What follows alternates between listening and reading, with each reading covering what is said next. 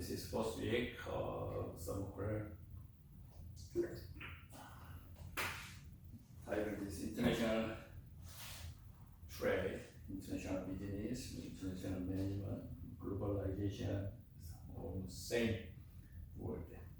Okay, today, learning objectives, we show that let's understand why national trade with each other.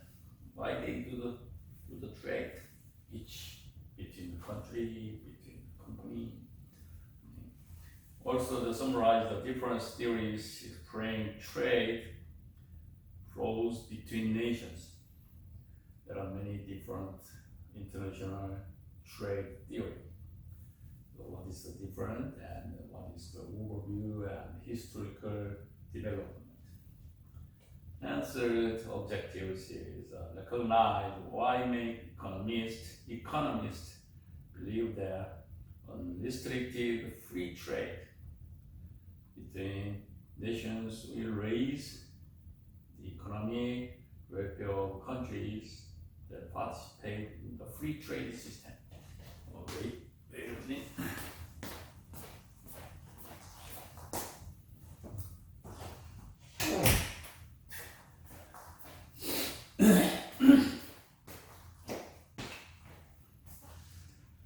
In the world, there are some free trade system because each country have same objectives or goals for trade because it's natural resources is restricted. It means some corns harvest in special area. Some countries they don't have the food system or corn system, wheat, rice. So they are exchanged. They need it. It's basically this is for district resources in the world. So it's free trade system they pursue. Also, they explain the argument of those who maintain the governments can play the proactive role in promoting national competitive advantage in certain industries. Some part is specialized for some specified country. For example, cruise oil. Crude oil is very specified in the Middle East. Also, there are some farmers' food in the United States, especially rice, and some wheat, very distinct area. Also, the Macau meat, also same. So how they do trade each country also which is advantageous in certain business. Also last objective is understand the important implications the international trade theory hold for management practice. Now historically developed the international trade theory. So we will briefly review the global trade theory. Okay. Also, let me try to the last week for global international business. First, we will review and overview the globalization, the definition and some trend and history. Also, second weeks we did review the national differences in political system, economic system, and legal systems. Because we did this part, why they have some national differences in the world, because they have different political system. Also, automatically follow the economic system is different. Basically, legal system is also same. So secondly, we will review that the systems. Continuous third weeks, we will review the national differences in economic development. In the world, there are many different levels of countries of economy. That means it's a rich country, poor country, developed country, and very weak country. It follows the political system, also a legal system. The specified country is very difficult, even if they have some very powerful resources. But the political system is very poor. In this case, the people's very hard time for economic system. So today is supposed to be we will study the international trade theory and also history. Okay, so what is the international trade? International trade theory are simply different theories to explain international trade. Trade is the concept of exchanging goods and services between two people or entities. International trade is then the concept of this exchange between people or entities in two different countries. So the concept is exchange. Keyword is exchange.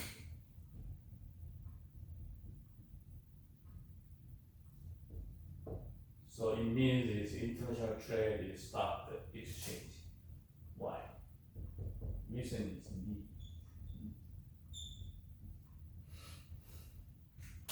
It's very same in the business. Why people customer wants to some production because they need customer needs. Also, each countries also have some needs. So people or entity trade because they believe that they benefit from the exchange. The exchange workers benefit. They may need or want the goods and services. Why at the surface, this many sound very simple. There is a good deal of theory, policy, and business strategy, something like the business that constitutes international trade. So international trade, also economic transactions made between countries, as I said. Among the items commonly traded are consumer goods such as the television sets and clothing, capital goods such as machinery and raw materials and food. Other transactions involve services such as travel service and payments for foreign patent. International trade transactions are facilitated by international financial payment.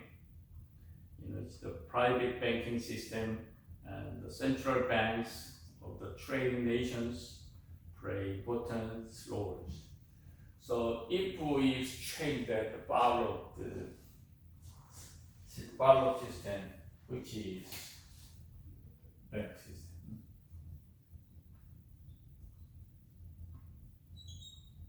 Why the bank system needed their payment?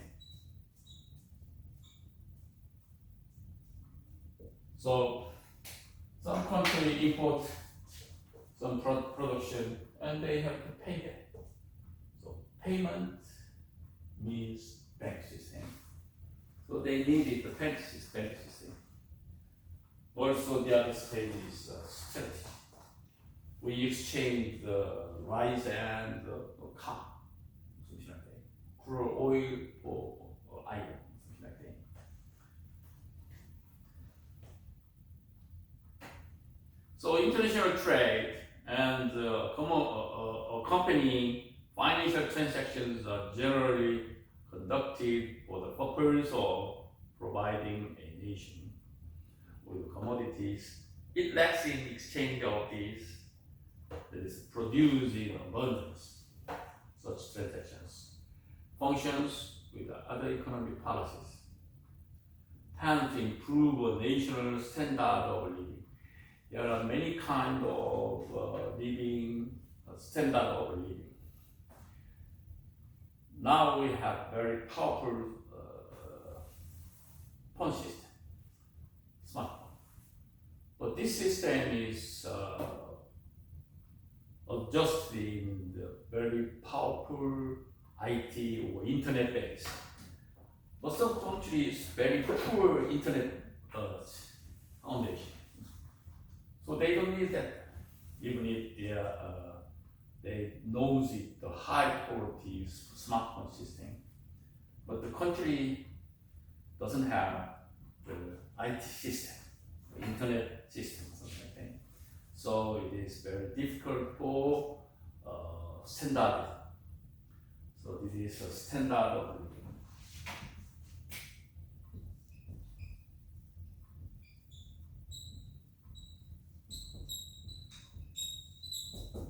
So there is a very big difference and huge difference standard of living,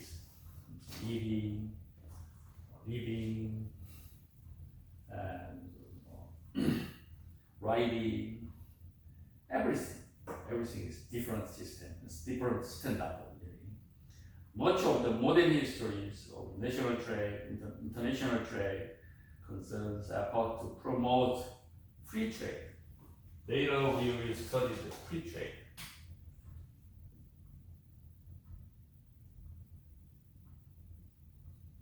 Because the bank system, payment and exchange rate, standard, everything we can explain for free trade between nations. So what are the different international trade theories? What is the difference? To better understand for you how modern global trade is involved, it's important to understand how countries trade with one another history. Over time, economists have developed theories to make. Why? To explain the mechanism of global trade. How can they operate in the system? Also the mechanism. How can they consist of the system, this mechanism? The main historical theory are called classical. Mostly we think we develop some theory, classical, first classical, and then modern, or something like that. This is progressive to develop theory. This classical and form the perspective of country based by the mid-20s centuries. The theory began to shift to explain trade from a firm, starting from the firm, company, rather than a country perspective. These theories are referred to as a modern and firm-based or company-based. First, we start the classic and then modern. Also firm-based because all trade theories start from firm. That's why firm-based or company-based. Both of these categories, classical and modern, consist of several international theories. Let me show you the pictures for your understanding.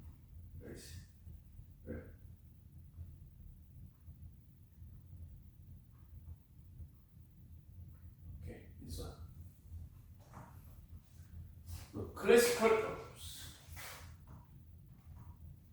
The classical theory-based theory. Classical modern firm-based theory. This is modern, or company-based theory. So country-based theory is mercantilism.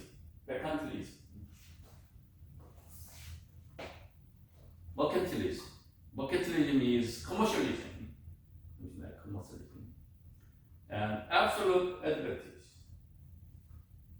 And comparative advantage. And Heckscher Ohlin. Heckscher Ohlin is some name of the researchers. So Heckscher Ohlin theory, comparative advantage theory, absolute advantage theory. Also, mercantilism is commercialism. This belongs to the classical country-based system theory. On the other hand, the modern firm-based theory or modern company-based theory is country similarity and product life cycle system. The global strategy rivalry also Porter's national competitive advantage. These things focus for modern international theory. Porter is very famous people for strategy in the market. So it's automatically related for international trade also.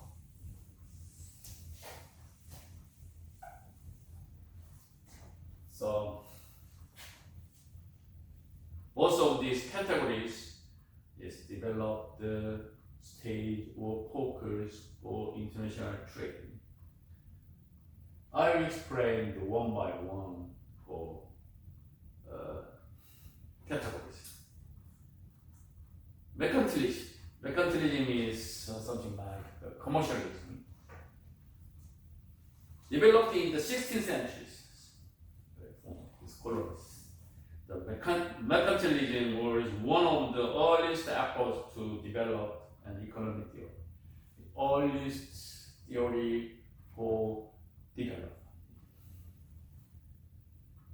This theory states a country's wealth was determined by the amount of its gold and silver hoarding. At the time, the country is very strong, especially England. England is a very strong country. Why? They hold lots of gold and silver. That's why. So how can we decide the strong or more powerful country? Which country owns the country wealth? That is explained by gold and silver. For instance, in a simplest sense, mercantilists believe that a country should increase its holding of gold and silver by promoting export, and discouraging import. So they focus for promote export, push to export. Also discouraging import. They are protest the import. Only focus export in 16th century. That means, in other words, if people in other countries buy more from you, then they sell to you. It means it's more focused export rather than import. This is a mercantilism. Also, they have to pay you the differences in gold and silver. They export something and minimize the import, and the gap will pay them cash, gold and silver. And then automatically accumulated gold and silver holdings. That is rich and rich. So the objective of each country was to have trade surplus. Let me show you the trade surplus and trade. deficit. Where is it? Where is it? Oops. Here. Here.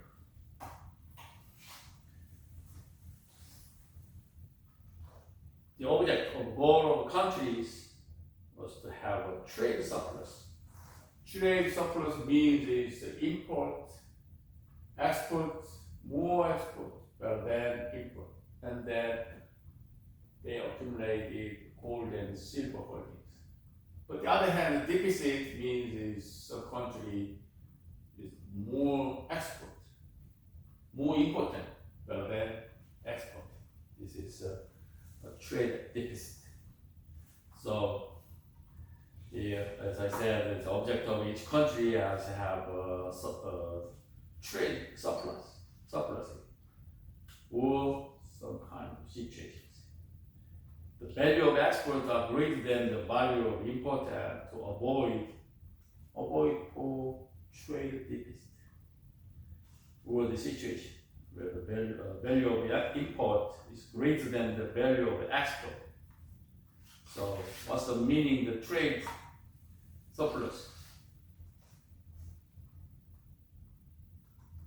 As showed the pictures, the trade surplus is an economic measure where a country's export exceed its import. It is also called the positive trade balance. Positive trade balancing, and it can create employment and economic growth because its export is better than import, automatically accumulate or set up the gold and silver holdings. However, it may also lead to higher prices and interest rate with the economy as well as a more expensive currency, because it's export means is many currencies incoming because we sell more production to other countries. This more expensive currency, also interest rate. This is another problem. Also higher prices. So mostly we think always the trade surplus is very good. No. Sometimes they have pros and cons. The other hand, the trade deficit occurs when a country's import exceeds its exports during a given time period. Very important, during the given time. It is also referred to as negative balance of trade. Negative balance of trade. Positive. Negative. The balance can be calculated on different categories of transactions, goods, and services.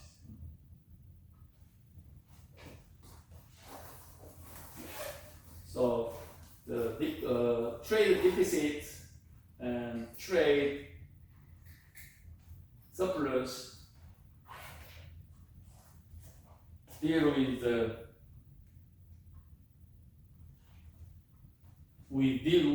currency and the interest rate. Later, this problem, this system is we will study the economy between the country, economic systems. Anyway, this is international theory system only. That's why export is better than import. It's positive. Also, trade surplus. The other one is import is better, more weighted, better than export. This is trade deficit. Okay, this is negative balance of trade.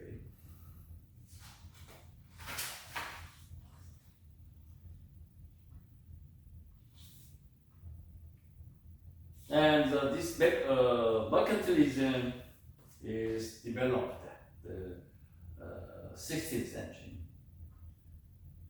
And the closer look at the world history from the 1500s to the late 18th, 19th century. So mercantilism developed the 16th, but until 18th century is developed that the mercantilism explain why mercantilism flourished. The 1500s marked the rise of new national states, whose ruler wants to strengthen their nations by building larger armies and national institutions.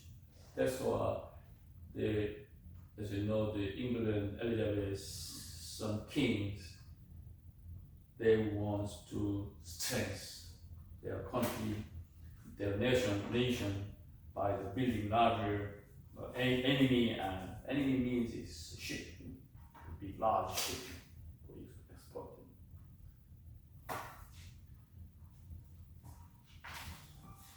By increasing export and trading, this ruler were able to amass means accumulate, gather more gold and wealth for their countries. One aid, and many of these new nations promote the export was to impose restrictions on import. There are some narrow restrictions. The strategy is called protectionism. Later centuries, protectionism.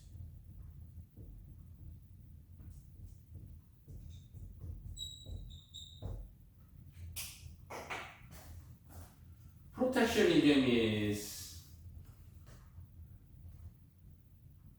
still used today because it's a nation expanded their wealth by using their colonies. During this time, they pursue or fighting in the world for colonies, their own colonies.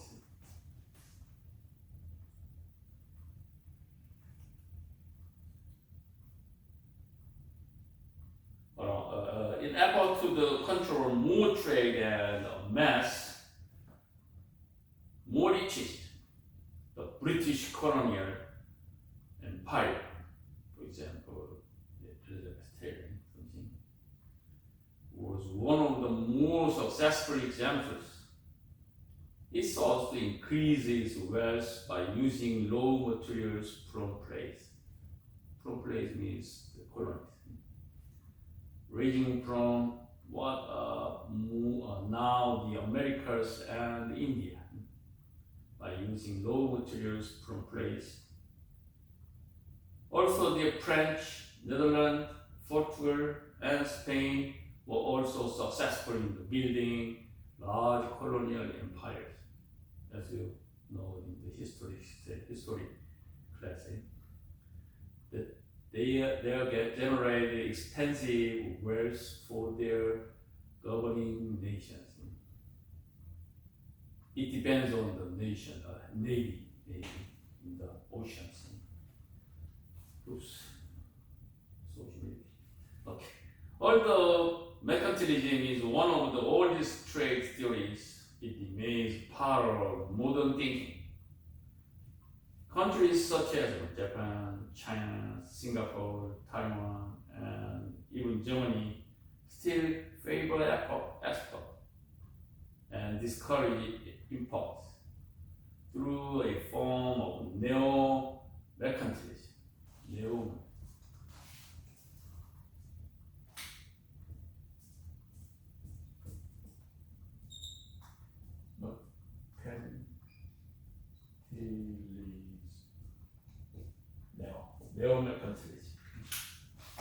New mercantilism.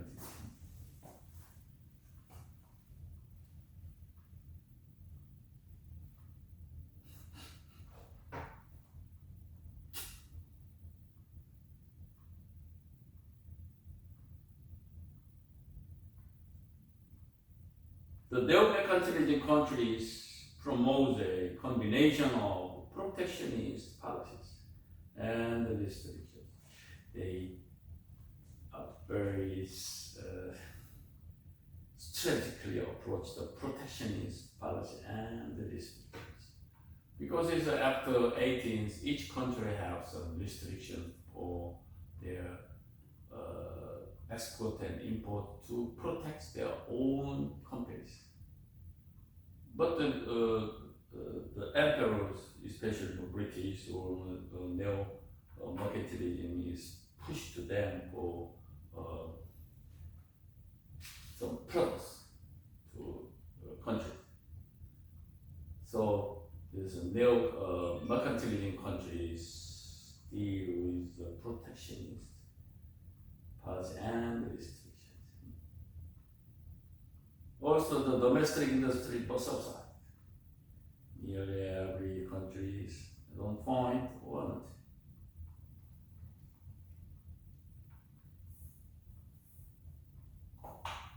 While export-oriented companies usually support protectionist policies that favor their industries or firms, other companies and consumers are hurt by protectionism. Taxpayers pay for governments subsidize or select export in the form of higher taxes. Import restrictions lead to higher price for consumers who pay more for foreign-made goods and services. Free trade advocates highlights how free trade benefits.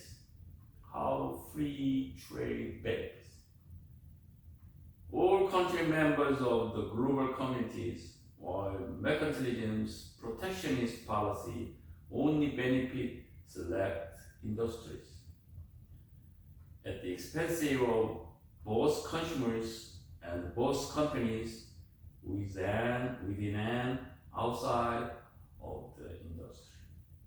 This is for newly developed neo-mercantilism. And I shall show to the back.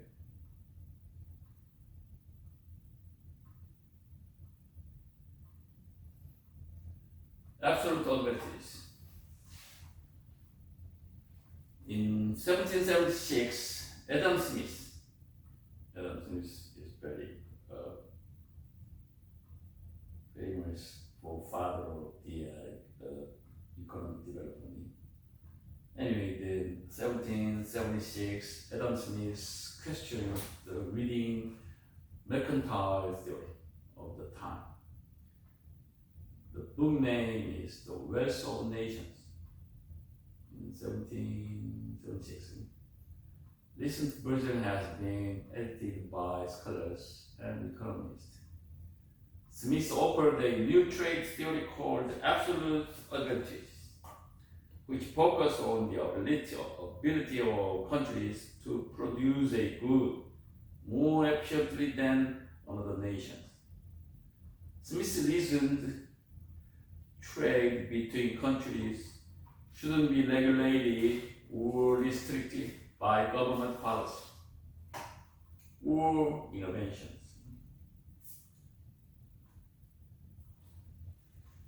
Instead, trade should flow naturally according to market forces. In a hypothetical two-countries world, if a country A could produce a good cheaper or faster than country B, and then country A had the advantage and could focus on specialize on producing that good, correct? Similarly, if country B was better at producing another goods, it could focus on specialization as well. By specialization, countries would generate efficiencies because their labor force would become more skilled by doing the same task. there are some better benefit, better than between the two countries.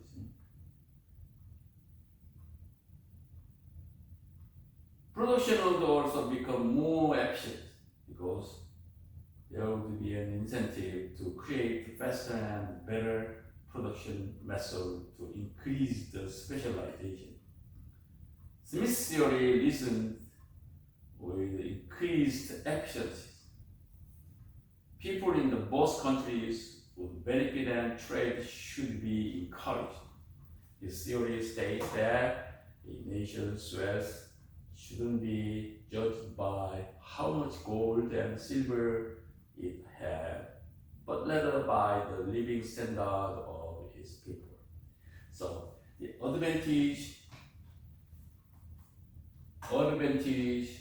absolute advantage means we compare two countries, which country has more benefit for products, and then they pursue the absolute advantage production. That's it. And then they exchange. This is for created by Adam Smith. And then basically they accumulate or amass the nation wealth. And comparative advantage. The challenge to the absolute advantage theory was that some countries may be better at producing both goods and therefore have an advantage in many areas. In contrast, another country may not have any useful absolute advantage. Okay? To answer these challenges, David Ricardo is an English economist. He introduced the theory of comparative advantage in 1870s. Ricardo reasons that even if country A had the absolute advantage in the production of both products, specialization and trade could still occur between two countries, even if they have specialized that. But Adam Smith refers to the country A is pursue their better benefit production. Also, the country B is focused their benefit production. And then they are divided two directions. But the Ricardo think about the other things. No absolute is comparative.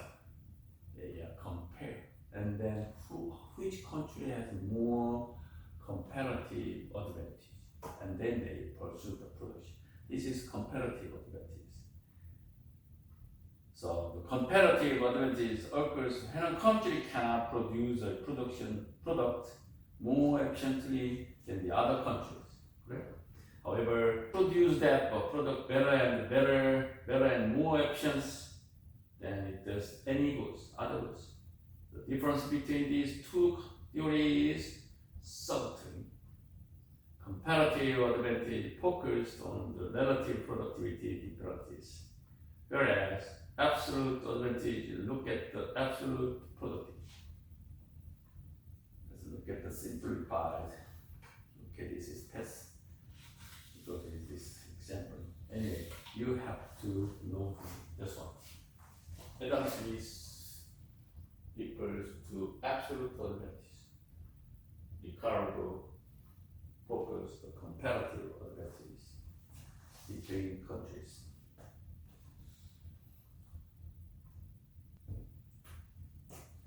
Okay, continue the comparative advantage and absolute advantage. And third international theory is Lordland theory.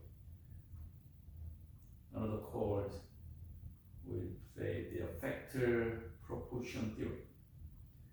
This theory of the Smith and Ricardo didn't help countries determine which food would give a country an advantage. So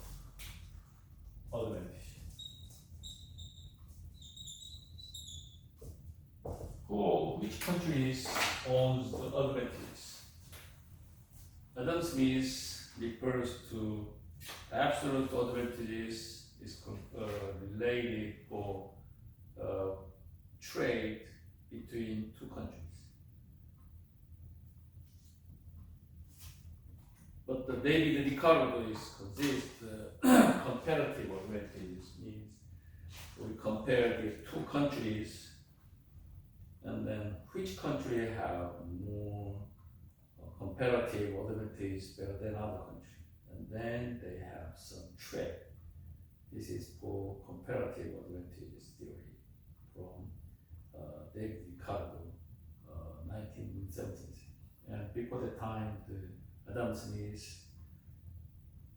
refers to the absolute advantages is very important factors trade for each country. And third international theory is factor proportion theory.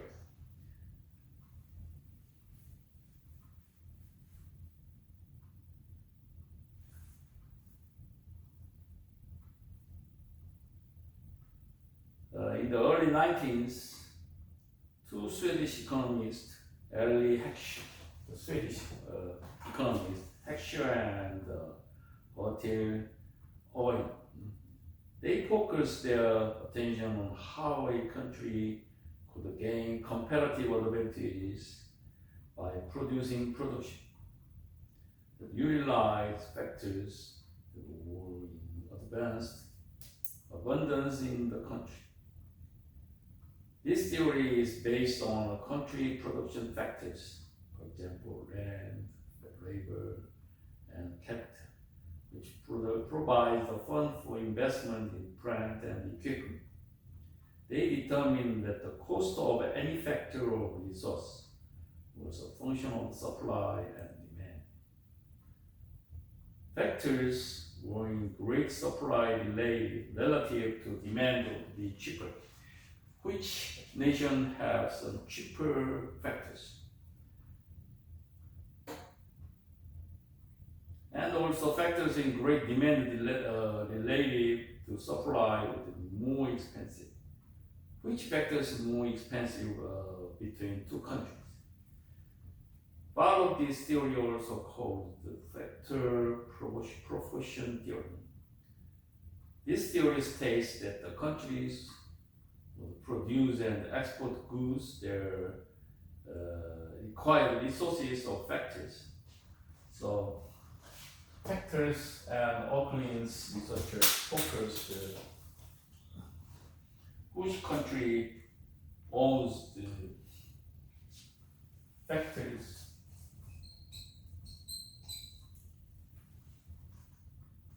and resources.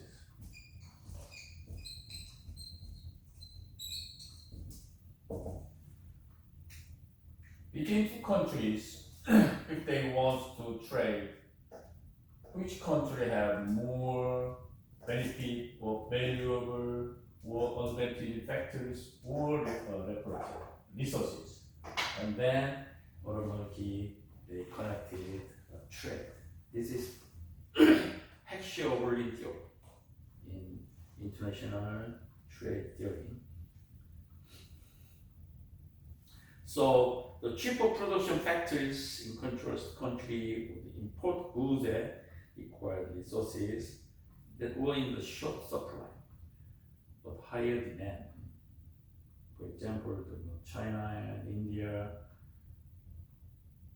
which factors is cheaper or larger goods or labor, hence that these countries has become an optimal location for labor-intensive industries, textile, garments, and some products.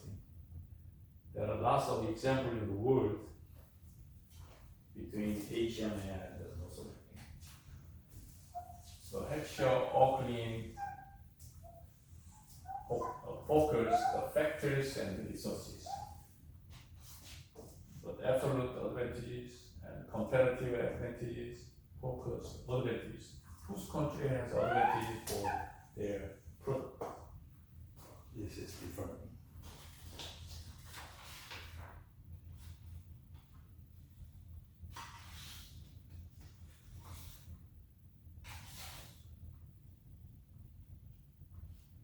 and also the product life cycle theory.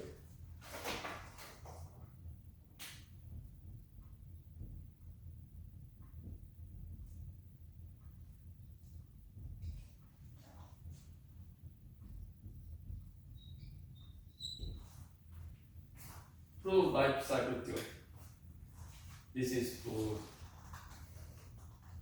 from Raymond Bonham.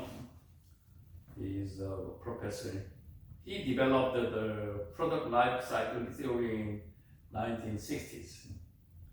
The theory is originated in the field of marketing. This theory states that the product's life cycle there are three distinction stages. New product. Three stages.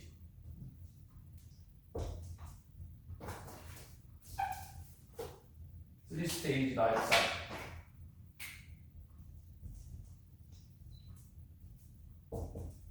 First, new product.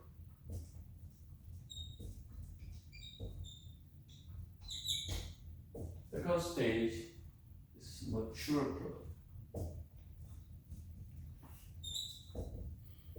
Third stage is standardized.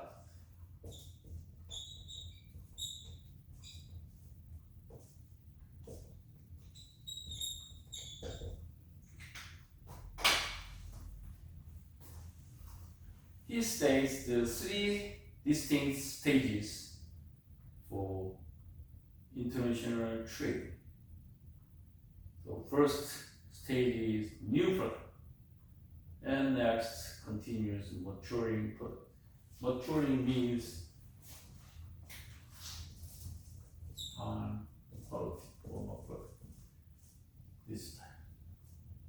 It's something like the learning curve. So this is time. So new product stage is developed there, and some stage is mature. Well developed. And then standardization. Standardization means every country has same almost similar product skills or technology. Something like that. So the theory assumes that the production of a new product will occur completely in the home country of its innovation. In the 1960s, this was a useful theory to explain the manufacturing success. Something like the learning curve. Learning curve is focused expert system. Some time passed that the workers used and expert levels. It's a learning curve. A very useful explanation theory of international theory in 1960s. So especially the United States manufacturing was globally dominant, producing many industries after World War II. So as you know, the United States is very powerful and very strong country in the world, but personally I think it's a little bit G2. It's a little bit weak there in the world power. But the first United States is become a strong country in the world because of the dominant producer in many industries after World War II. So this is theory can very powerful explain the international theory. Also, the very used describe how the personal computer, the PC went through its product life cycle. The PC was a new product in the 1970s, as you know. Developing the mature product during the 1980s and 1990s. At the time, the PC is personal computer. But now, the PC is standardized product stage, and the majority of manufacturing and production process is done in low-cost countries. also is Asia, especially in the South America. The product life cycle theory has been less able to explain current trade patterns, the innovation, manufacturing workers around the world. So it is based on the computer system. Also now, 21st century's computers is PC plus IT plus nowadays the big data, data mining, AI, or something like that. These factors also affected for international trade system in the world. So firstly, I say that the globalization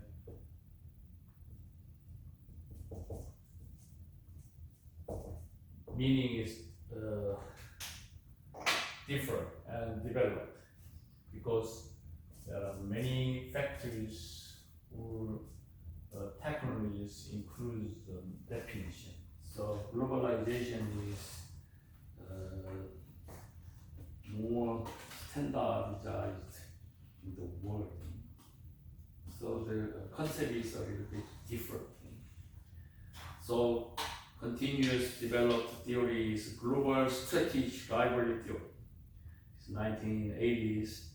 This theory emerged as based on the work of economist Paul Krugman, very famous UC Berkeley professor, and Lancaster. Anyway. This global strategy library theory focus factors is entity, barriers,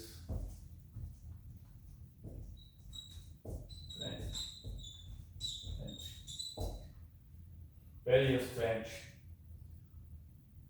Our schools, some Chinese guys is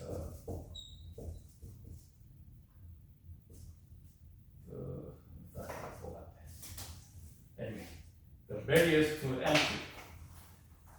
This theory focused the kind of barriers in each country, each curve.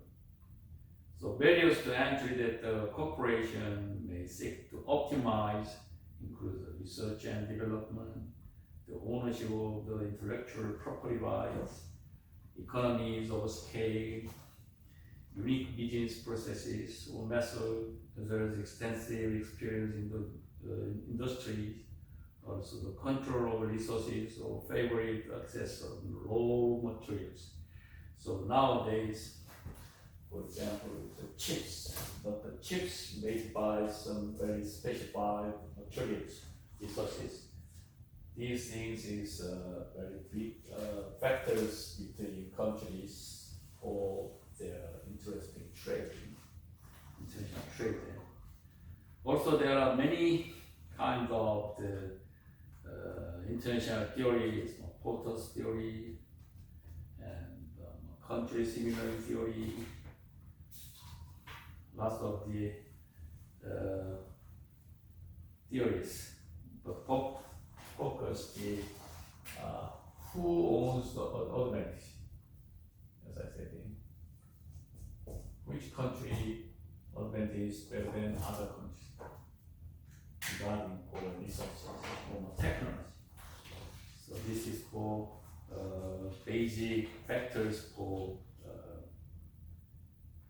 specify the characters and the theories.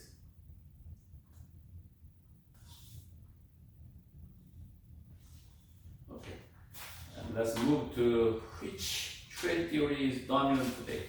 Now is very big changes and developed trade theory. So which is more dominant theory in the world? So we just briefly review the theories, but it's very simple.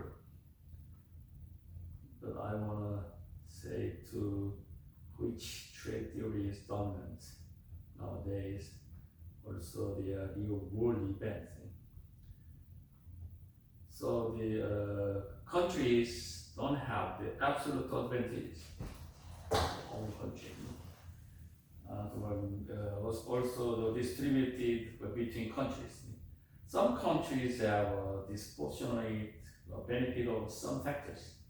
The United States has ample labor land can be used for a wide range of agricultural products, but it also extensive access to capital. So the labor pool is not be the cheapest. So now the Mr. Biden is focused the manufacturing system in the United States, but I don't know I'm not sure his policies is not outstanding in the world, because the production industry is very poor in the world, in the United States for a long time. So he wants to try come back the manufacturing system in the world from the China or South America or North America. But the company is not move the plan nowadays. This is another factors for Biden administrative problems. Anyway, the main focus, the dominant international trade theory is also comparative advantages. So which country owns the comparative advantages? And then they deal with the international trade. So that means is which country owns the specified factors for negotiate the factors for their trade. This is very common sense. So the key take words I summarize that. Okay, trade is the concept of exchange goods and services between two countries, or we say this people or entities.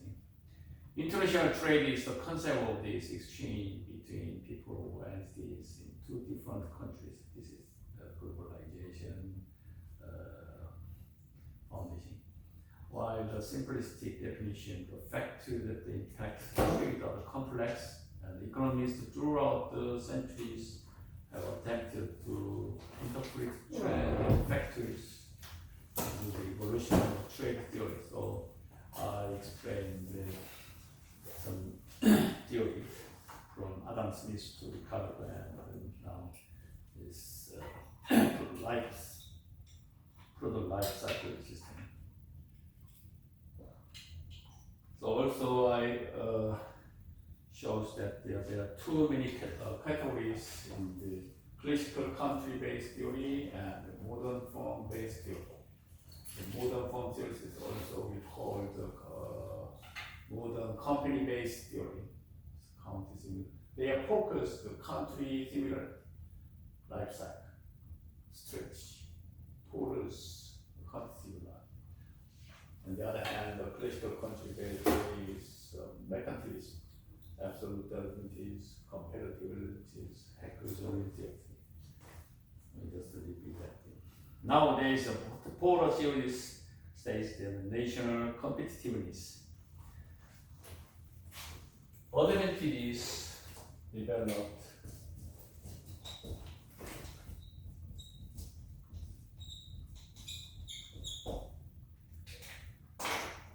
the main factors is moved to competitiveness. Old classic theory focused on who owns the advantage, but now it's polar developed new international theory, main factors, competitiveness. Which country owns the competitiveness? These factors decide the international trading between countries.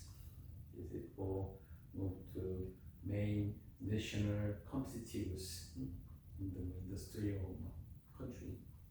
This is for new trend. So just to revise and remember one thing. First, international trade focus the advantages, and then there are some developed some theory from Adam Smith. And then now for this move to main focus factors about the international trade is quantitative. Which country owns the quantities, and then the occurs the main occurs the international trade in the world. This is the basic concept of international trade theory. Okay, that's all today, class. Nowadays, very hot day, very hot. So just very careful your health and your activities outside working. And thanks for coming. And see you next week. Okay, I have announced that during last 3 weeks we studied 9 o'clock, but the school's policy is changing 10 o'clock. Okay, 10 to 11:30, 11:40, something.